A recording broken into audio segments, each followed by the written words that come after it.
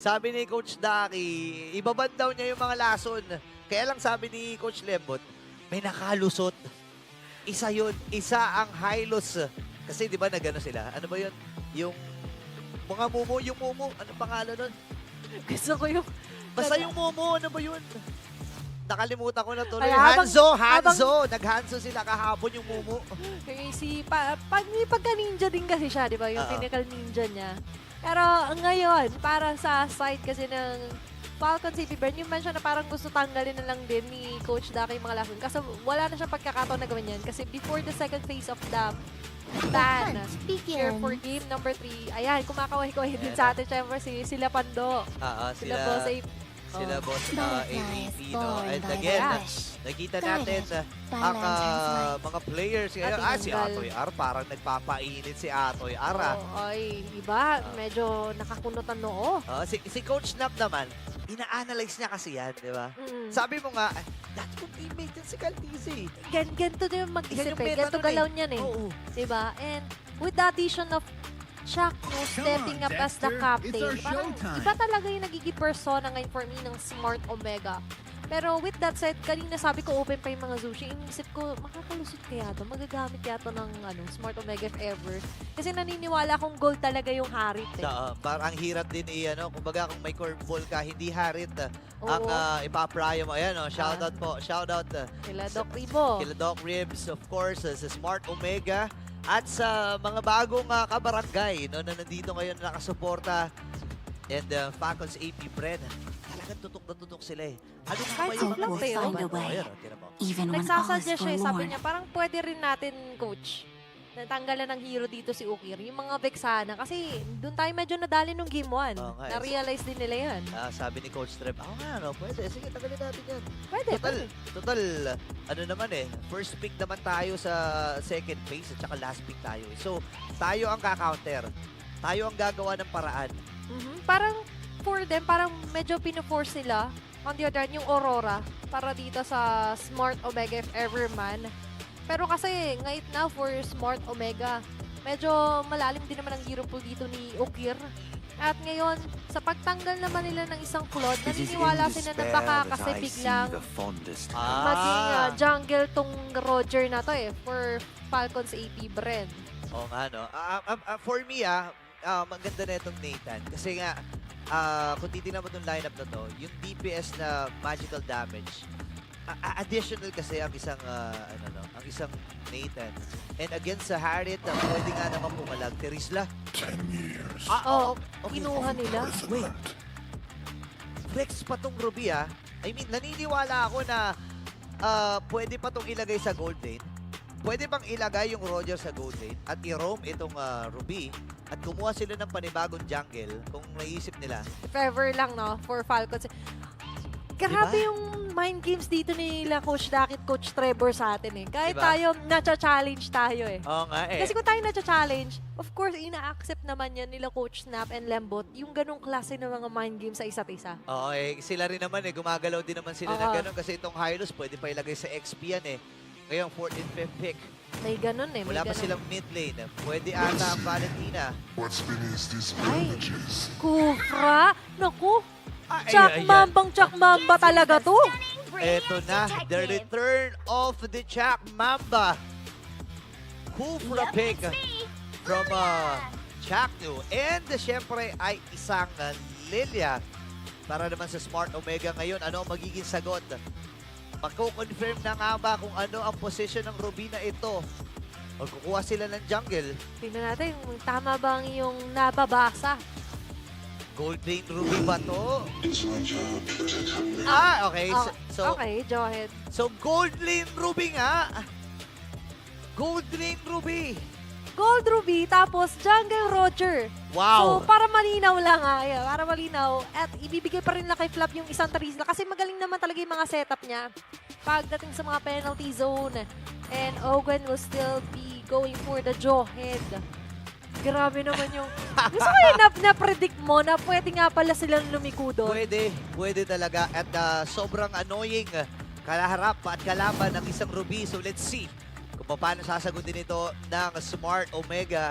Kasi nga naman parang naisip ko at na-realize ko rin, kapag kaharit ka, nagre-rely ka doon sa mga chrono dashes mo. Yeah. And kapag hindi mo nagamit yung chrono dashes mo, hindi ka masyadong kumbaga hindi ka ma-activate. And yung Don't Run Wolf King, ang baba lang ng cooldown nun, pwedeng ipanghawak sa isang Spam, no? Harit. Hindi lang sa Harit, kundi doon din sa mga miyembro ng Smart Omega. Kumbaga, Welcome dinagdagan to nila yung Mobile responsibility Legends. dito ni Super Marco. Diba? Hindi ka na lang basta mag-farm, hindi ka na lang basta mag-hold dyan. Sa setup, aasahan ka na rin namin. May damage din yan. So Diba? let's see kung paano magpapan out itong laban na ito. Game number 3 para sa Falcons AP Bren at Smart Omega. Ayan na, naririnig na rin natin ang mga cheers natin dito. Former Arena Burrito. Ramdam natin ang ingay at lakas at sa desk. Oo, naramdaman namin dito, pero hindi na kami magre-reveal ng amin. Pero Hindi na. ito ang i-reveal natin. Ang pagbabalik natin on to game number 3. Ito exciting to kasi 1 minute pa lang, may mga ganun na kagad na ginagawa si Chakno. Yung mga dive-in na gano'n, no? Yung medyo nakakakaba. Pero ito, mas nakakakaba.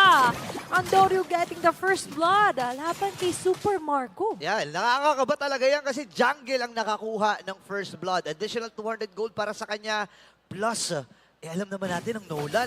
Kapag nakakakuha ng early game yan, mahirap kalaban yan. Ang Tsaka, daming dash na yun. Pinuunanan niyo yung sabi mo kanina baka mahirapan si Jom kasi baka hindi siya makapag-dash-dash. So tinanggal niya agad sa equation ng maaga doon si Super Marco. Oo, may delay may Oo. delay na magaganap. Pero may Oy. pagbawi din sa may bandang ibaba. Meron din. At gusto ko yung ginagamit din ni Flop yung emote niya doon. Saktong-sakto. Oo nga pala. Available pa rin actually yan sa, sa MLBB store, Yeah. diba? So, Check niya na. ako meron ako niyan wait lang. Si Few ata dito ang magiging punta yan. Nandun yung fracture! Oh! Ang sakit naman nun. Inabutan pa rin to ni Andorio. Getting 2 members ng Falcons AP Bren. In a span of 2 minutes. At ngayon, mag-rush to on turtle dito sila Cal Kizzy. Magsasaksi, papasok sila Chakto. Pero nandiyan yung counter goal to the penalty zone in Ejector. Ejector is down. Cal Kizzy for the kill. Minadali nila dito. Again, nakakadalawang kill na si Andorio pero may dalawa na rin naman. Itong si Kyle Easy, parehas na jungler, ang nabibigyan ng mga kills dito. Pero si Atoy R kasi nahihirapan kasi pakiramdam niya may mga something sa damuhan. Laging may something. Laging may something sa damuhan. Syempre, pag nag-overthink ka, minsan may hindi ka napapansin eh. Oo. Pero ngayon kasi gusto niyang pansinin lahat ng mga possible hiding spots doon. Syempre, nilaklak man yan. Baka meron biglang kahit easy rin na sumalubong. Pero Yup. dito sa may bandang mid naman, ayan. Syempre, Ukir, getting the black shoes this early, hindi rin naman siya malalagay sa alanganin na maaga dito sa kamay ng Falcons AP Bren. Sobrang nagiging maingat na rin ang Smart Omega at Falcons AP Bren dahil ngayon dun sa mga early kills na nakuha ng parehas na jungler. And kumbaga hindi mo naman maaating na mabigyan pa ng panibago yung share sa Andorio or kahit hindi pero Naku! reject for play. Nag-jump in sila dito kay Chakno. Ine-ensure nila na makakuha ng kill pero hindi magiging Oh! sure yata yan. Pero sabi ni Few, I got your back! Ogwen on the other hand naman na magiging sakripisyo. 1-for-1, both of our Ravers is down! At sasabay pa dyan sa indayog sila Flap Easy. Exhausting all their resources just to get the Ryota here. Nakakuha na naman si Kyle TZ 3-0-1. Dito sa may top lane ata ang swing dito ni Kyle. Kasaktong-sakto. Naglatag man ng Zaman Force. Pero look at that, Falcons AP Bren. He smells blood, they want blood. Habang si Andorio naman ngayon, nakukunin! Nila Ogwen! Yung pala yung yung literal na Don Solueta, hindi pala yung edit. Hindi pala. Dinon Solueta, hinagis, papunta doon sa base ng Falcons AP Bren. And ito pala yung kagandahan, actually, ng isang Jawhead. Kasi nga naman, di ba pagka nagmamadali siya, may shield siya, may extra Oo. shield. Yung biglang pagmahatsa niya. Pag umusok na yung likod. Oo, at ngayon naman, for Falcons AP Bren, they got Andorio na kanina sabi natin, parang ang aga nagkakaroon ng kills ng jungler ng Smart Omega. Yeah, sobrang, kumbaga kung ikaw ay Roger player, alam mo na nasa magandang posisyon ang Falcons AP Bren. Kasi nga early game reliant ang isang Yeah. Roger. And ang mahirap kasi dito para sa Smart Omega, para sa akin mag-aantay ka pa ng ilang minuto para sa isang Harit para mag-online. Even itong Lilia, kailangan mo pa ng ng oras eh. Kailangan mo ng oras para sa mga heroes na to. Oo. And you need space. Kasi yung space na yan, hindi pinoprovide sa kanila ni Ogwen eh. Kita mo, each lane, nabisita niya na. At bukod pa doon, syempre mapapansin din natin na ang Smart Omega ngayon, medyo nahihirapan sila onto pushing off lanes dito sa Falcon sa AP Bren. Oo. Tsaka ang goal kasi ng Smart Omega, i-take down lang natin si Super Marco. I-take down natin si Super Marco. Pero kasi dahil sa ginagawa na activeness ni Ogwen, nagkakaroon ng mga team fights, nagkakaroon ng mga engagements, hindi nagaganapan ng Smart Omega yung goal nila dito na i-take down na si Super Marco. Pero sa may bandang itaas Ay, nandiyan na naman ang unstoppable force! Mahuhuli si Jom! Tinanggal sa Zaman force niya. Oh Dito my ka sa gosh. amin. Grabe, sobrang sakto yun Sobrang sakto ng damba ni Ogwen. Even committing yung kanyang flicker, pero flicker na naman! Ito, masakto. Flap easy with the penalty zone. Sumabay pa doon yung ejector. With the top of a Smart Missiles is there. Taking down another here. Grabe naman yung mga members ngayon ng Falcon sa AP Bren. Ibang klase, nakikita natin yung layering, yung skill management ng Falcon sa AP Bren. Ito yung mga susi para sa laban na ito, pero ito na naman! Grabe naman yung double cyclone na ay pagpasok agad. Meron na namang matatanggal. And that's going to be Jom here onto the top lane. Falcon AP Bren, what's happening right now? Nakapitas na naman sila dito. Actually, hindi ko na rin maintindihan. Dahil sa ginagawa na pag-control ng space ni Ogwen, parang nalilimitahan yung paggalaw dito ng Smart Omega. I mean, kapag meron ka kasing Hylos, kapag meron kang Mufra, dapat sa inyo yung control ng mapa eh. Ine-expect mo na parang mas sila yung magiging siga, Ayun, diba? masiga, Sa diba? mga brushes. Kaso nakita mo yun, sumabay pa sila, nag-dash through, nag-sprint through. Ibang klase, tatlong pagong. Ladies and gentlemen, para si Falcon sa AP Bren. At lumobo na rin ang kalamangan into 4.4. Ito yung kagandahan para sa isang Ruby. Hindi lang yung damage yung i-expect mo, kundi yung setup din, yung control, yung I'm offended, yung don't run Wolf King, and yung damage. Kasi damage build yan Naka-damage build yan, naka-War Axe, tas naka-Queen's Wings. Kumbaga, for the side of Falcon sa AP Bren, kahit na nag-Ruby si Super Marco, check pa rin sa list nila yung pag-push ng mga lanes kasi meron silang Kaltizi with the Roger, diba? And aside from that, kung papansin din natin, well-protected siya. 4-0-3 ba naman for that Roger? Okay. Parang ang nangyayari dito, ang Falcon sa AP Bren, sige, nag-aantay pa naman kayo ng mga items, kay Jom tsaka kay Okir. Mamadaliin na kagad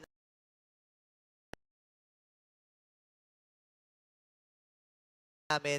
Actually, ito ata yung may pinakamataas na kills natin dito sa Smart Omega and Falcon sa AP Bren nung mga nakaraang series ng Game 1 and Game number 2. Kasi mas action tong laban na to. Mas maraming engagements, mas maraming team fights, and si Ogwen sobrang agresibo. Mas maraming mga plays na ginagawa ngayon si Ogwen, diba? Especially with this Jawhead. Na nakita mo naman ngayon, pinapakita niya yung presensya niya. He's not scared. Pwede siyang dive in dito nila Jung, nila Andoryu. Pero to si Chakmo, hindi pa natin nakikita yung mga Chak Mamba plays niya dito so far, Pero nakita sila nung Ayun lang yung nakita. Nightmare Spawn. Black TC, available yung kanyang flicker. Any moment pwede siyang mag-dive dito. Even oy, grabe naman. Pinapatagal pa talaga ni Ogwen. Pero 25 seconds, mabubuhay na rin yung unang lord ng ating game. It's part of the plan. Tinatry niya pa kahit yung catapult minion Kaya nakikita mo, tinatry niya rin na hindi ibigay. Kasi nakikita natin for Smart Omega, kailangan nila mag-farm and kailangan din nila, of course, i-contest yung mga big objectives. Kung sa Turtle, hindi sila masyado nakapalag. Ngayon sa Lord, they have to ensure na kahit paano sa positioning. Speak of position, maganda sana yung position ni Jacko kaso medyo mahuli sila doon. Susunod na nga natin si Ogwen. There's a Smart Missiles. Pinatag yung Glorious Pathway. Ogwen will fall down na nga ba? Pero hindi makakasabay pa rin. Pero sa Flat TZ doon sa pinakalikod, maganda yung paghuli. Joe Minandoryu, magbubukod sila ng daan, pero nandun yung habol ng Falcon sa AP Bren. Susunod pa nga doon yung I'm offended, don't run Wolf King. Nahuli talaga, pero parang gusto pa ng isa ng Isa pa ba? Si Ato Aero nag-iipon din. Tatalon pa! Nandyan yung Kalmot! A monster kill for Kaltizi. And a third down, tapos deny pa agad. Na-buff! Ramdam ang gigil, Ramdam ang intensity mula dito sa Falcons AB. Bren at nakakuha pa rin si Andorio. Pero Kumikitas. sabi dito ng Falcons AB, hindi kami papayag na Babalikan? hindi makabawi. Medyo si Andorio nag-iisip siya, babalikan ko pa ba si Ogwen? Pero enough na muna sa kanya yon. A step is a step pa rin naman. Yeah. And right now, ang next step naman for Falcons sa AP Bren is the tore down the Lord. Ang bilis lang ng mga pangyayari. Yeah, kinuha na kagad nila itong Lord na ito. Again, Smart Omega, nagkaroon sila ng trade actually doon sa, nakita natin na luging team fight na inilaban ng Smart Omega doon. And ito yung kailangan nilang isipin ngayon. Kailangan piliin nila yung mga team fights na kanilang pagkukumitan. Kasi kapag may conditions kasi yung lineup eh. Kapag hindi tumama yung Tyrant's Defense, yung Tyrant's Rage, kailangan yung umatras. Kapag hindi kumonekta yung Glorious Pathway ng maganda at nalayuan ito ng Falcons AB Bren, kailangan yung umatras. Tama. You have to choose your battles wisely, di ba? And ngayon, for Falcons AP Bren, sa pag-choose nila wisely ng mga heroes and of course, ng mga trajectory ng sasalubungin ni Ogwen, is nagbunga to na maganda. An early lead on the gold, an early lead pagdating sa laning and pagkuha ng mga tore. At ngayon kahit na unang Lord pa lang to, kita mo naman yung damage na nai-inflict nila sa Smart Omega. Wow, look at that. Yung catapult na maliit yung buhay, dinala niya doon sa may bandang likod. Dito ka muna. Para hindi yun yung tirahin ng Lord. Ano, Tore? Diba? Kung sila gagawin. Ito na naman Kahit tayo. easy. Okay, nailabag yung Jackal Force. Ready ang kupunan ng Falcons AB Bren sa planong pag-arangkada ng Smart Omega, pero aatras muna sila. Re-respeto sila sa kits and capabilities ng mga heroes at ng composition ng Smart Omega. Ito ang macro play. Andorio, nagbabaka sakali na makakuha, pero kailangan niya mag-TV out kasi kailangan ng reinforcement dito ng Falcons AB Bren. Papasok naman din sila Flactisip sa penalty zone kasi na dyan yung alam din yung nilatag dito nila Ryota na Glorious Pathway. Ito na nga ba yung Glorious na path nila to redemption. Andorio with a double kill na pagtutulungan man dito sa Ryota. Pero look at that, makakadepensa pa rin naman dito ang Smart Omega. Dalawa laban sa isa. Masasabi natin na at least kahit papano ang Smart Omega ay nakatrade or nakakuha ng ulo doon. Pero may mga nangyayari kasi na labas sa usapin eh. Pero si Andorio, Wow! 1v1. Mapapatay si Andorio doon. Pero looking at the Infinix instant replay, guys. Ito rin yung isa Wow. sa pinaka-clash na akala natin parang alam na ni Andorio kung anong kailangan niya gawin. Oo. Nakabawi na siya. Pero hindi pinatagal ng isang minuto man lang ni Cartesi na parang masaya doon si Andorio. Oh, after nung dalawang normal hits, after nung range transform ng Wolf, tapos pinagkakalmot at naramdaman ito ni Andorio, tumumpa siya ng biglaan. Ngayon, 20 seconds para doon sa next na Lord. This is a Luminous One. So, kailangang humanap ng trade dito ng Smart Omega or kahit makapitas man lang sila ng isa, at least 45 yung magiging labanan. Pero kasi with the presence of Ogwen and Flap TZ, tingnan mo naman, bawal dumaan. Bawal dumaan dito. Naglalagay sila ng poster eh. Oo, bawal dumaan. Don't block the driveway. Kaso nga lang, yung paglatag ng driveway yata dito mapipigilan dahil mawawala na nga lang din dito sa Ryota. Sa isang iglap, Falcon City, pero rin mareretain na naman nila yung positioning nila dito. Yeah, A Luminous Lord Burrito. hindi kasi nila basa eh. May sabi, bawal dumaan, may namatay na dito. Uy, At si Atoy Aryong namatay. ayun lang. Ibang klase ang Falcons AB Bren. Again, kailangan nilang pumondo. Smart Omega. Ready sila, pero may gusto na gagawin. Dive ata to ha. Oh, pero nagbago yung isip. Sabi nila parang pwede tayong bumasag ng tore. Simutin na lang yung minion wave. Isabay sa pagmarcha ng Lord. Pero that would be a great advantage if ever for Falcons AP Bren. Pero sabi nila, let's look at the bigger picture muna. Oo, wag nating ipilit. And alam naman natin na may control tayo pagdating dito sa Lord. This is a Luminous Lord, ladies and gentlemen. Kahit anong mangyari, dadamba at dadamba yun. Hindi na nga pinaabot yung Luminous na Lord. dumamba. Hindi na nga nakadamba. Pero kompleto ako muna ng Falcons AP Bren. Yung 6-man na kasama nila ngayon ay maitutunaw kagad. Pero dun sa may bottom lane, ay may plano sila. Kaya alam, dun sa taas may ginagawa din Uy. si Andorio. Kasi dun yung lane na butas na nga, yung tore nila. Kaso nga lang ngayon, medyo nahihirapan dumepensa din ang Smart Omega. Pero kaya pa rin naman Burrito. Nahihirapan pero they're holding on. here onto the last bits of their turret. Kaso, sisimutin na rin niya ng Falcons sa Bren. Hirap, kinakatok na yung Barangay Hall. Kinakatok na ng Falcons AP Bren. Grabe naman. Oh, bukas na yung pintuan, bukas na rin yung bintana. Pero si Owen may plano din. Si Andorio makakaligtas pa rin naman. Nandun yung fracture. Babalik dito. Ang mga members, andyan yung yakap ni Jackno. Sasabay nga lang with the penalty zone dito si Flatizian. Habang nagkakagulo-gulo sila daw, malalatag na nga lang din dito ang glorious pathway. Walang Nakatakas. mamamatay pa sa ngayon. Ah! Ay, naku po. Nakita natin. Grabe naman yung laban na yun. I can't believe my eyes. Ang dami nangyari to pero wala naman Ito pala! Ayun pala yung mamamatay. Nadali lang ng konti pero dumating pa rin naman na 1-for-1 Andorian Few is out for a few seconds sa game number 3. Hindi ko alam kung ano magiging call dito. Ano ba ang plano ng Falcons sa AP Bren? Endable ba ang itatawag nila? Pero hanggat buhay itong si Okir, mahirap-hirap ito. Retribution na gamit. Sakto! Isang mula kay Jack. Pero wala. Wala Sabi pa. niya, wait lang, nagbago yung isip ko.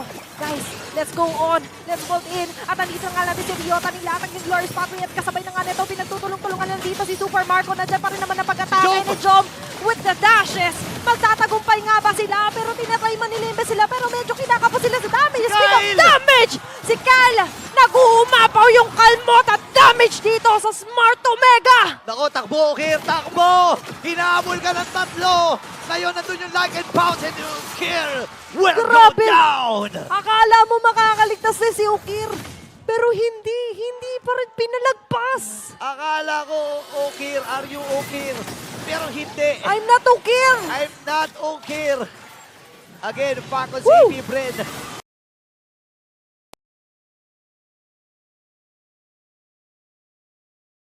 Hawak nila yung lead. Lord ay mabubuhay na.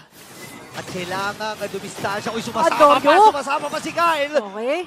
Okay, medyo mainit tayo ngayon. Medyo kakalma, Burrito, ang mga pangyayari. Habang ang Falcons sa Ibiberen ay aatake sa pangatlong Lord sa game number 3. Habang ang Smart Omega, they need a different battle plan dito. Okay, again, wala silang mga hawakang inhibitor turrets dito ha. Wala, ubos. Bukas ang pintuan, bukas ang bintana ng Barangay Hall. At kakatok na ang Falcons AP Bren in a few 17 minutes and 14 seconds. Mabubuhay na itong Lord na ito. Si Owen ay nakaabang. At kailangan lang muna magsama-sama, magkapit-isig, maghawak-hawak ng kamay ang Nakikita Smart nila. Omega. Okay, nakita natin yung attempt ni Andorio doon. Kaso may isa pang wave na Meron halos pa. sabay pa rin sa pagmarcha dito for Falcons AP Bren. Ayun na, eto na ata. Eto na ata, isisigaw na ata ng Falcons AP Bren kung sino yung nagamit din. May mga flickers pa to ha! May mga ejector at yun ay si Ryota. Pero magtatagumpay naman dito ang Smart Omega na madepensa na matunaw yung Lord. At habang lahat yan ay nangyayari, kita mo doon sa pinakasulok si Flaptizi. Medyo may ipit. Andorio with a double kill. Super Marco try to run away pero may kalakitan. Dinamay pa nga doon si Jom. Habang si Andorio at Flaptizi naman ngayon ay magkakaroon ng showdown at magtatagumpay doon si Flaptizi. Okay. Jom on the other hand, nilatag na yung Zaman Force. Trying to find a way, trying to find a target. Kyle! At si Flaptizi ang magiging target nila doon with a shutdown kill. 4-man down, I repeat, 4-man down para sa kumpunan ng Falcons AP Bren. Hindi pa tapos ang laban na ito. my Kumapit gosh. ang puso ng barangay at ang lason ay nananalaytay pa rin. Smart Omega with the crucial defense. Grabe. Nag-start yan dito sa hold. And of course, yung mechanics na meron sila Andorio. Diba? Hiniling niya lang kay Ryota, mag-survive ka, kayanin mo muna yung mga binibigay. Clear natin yung ibang mga minion wave para medyo gumaan yung buhay natin. Tapos, Jom with that move against Kyle TZ. Ibang klase, ibang klase. The Big J ay nagpapakitang gilas na from 10K to 2K to 1.8K na ibaba na ng husto ng Smart Omega. Pero hindi natin maalis yung fact na wala silang inhibitor turrets. Isang maling galaw, isang maling wrong move lang para dito sa Smart Omega. Maari matapos ito. Yun yung kailangan nilang bantayan. All boxes has been ticked off na ngayon sa listahan ng Smart Omega. At ngayon, We're almost nearing the 20-minute mark, Burrito, pero buo pa rin naman ang kumpiyansa at pag-asa nila ngayon. Yeah, may mga paghawak na sila sa Yeah. mga bushes dito. Mhm. Pero magkakahiwalay sila ha. Parang yung mga ganitong klaseng moments, nakakakaba na yun. Medyo Yung mga nakakaba. conceal. Plano, ayan na nga si Jack, nag-conceal na. Sabi mo, conceal play, pero si Flaptizzi dito sa pinakagilid, makakasurvive pa rin naman. Ryota na pilitan na ilatag yung kanyang glorious pathway. There's the eject. There's the unstoppable force. Smart Misas isn't enough. Pero nandiyan si Super Marco, tinatry niyang iligtas si Ogoy, pero hindi pa rin naman sila magtatagumpay doon. But instead, mukhang sila pa yata yung paatrasin paunti-unti dito na Smart Omega. But remember, hindi sila masyadong pwedeng magbabad, Burrito. Ramdam na ramdam eh. Si Uker, hindi natin napapansin pero yung mga Bobo First. Pero Ay! Nandiyan na naman ang pagtalo ni Jack Mamba, pero penalty zone ni Flaptizzi, medyo makukontra doon nila Jom. Even with the Zaman Force, under the turret pa yan! Flaptizzi will fall down and Jom is still alive and kicking. At mukhang hindi niya nangala di pauwin si Super Marco with a triple kill. 4-man down, mag-isa na lang si View. Ito na nga ata ang katapusan. Kung makakaisa nga ba ang Smart Omega, parang kaya eh. Parang kaya. Parang kaya yata to, Burrito, pero kumalma muna tayo. Humawak ng mahigpit dahil nandito na ang bagong Barangay Omega. Ito na nga ba ang pagbangon na inaantay nila? Dive sila. Nilatag na ni Ryota dito yung kanyang carpet. Ida-dive in, pipilitin na nga ba to na Smart Omega. Nandun sila, Jom, na nag-focus tower dito, Burrito. Yung At minions. mukhang nakakalusot yung ibang mga minions. Pero look at Ogwen, the ultimate defense. Wow! Nahawakan yung minions, nahawakan yung catapult. Woo! Doon sa may bandang harapan. Pero buhay na rin si Kyle. Ilabag yung Zaman for si Jom versus 3 na nga ito.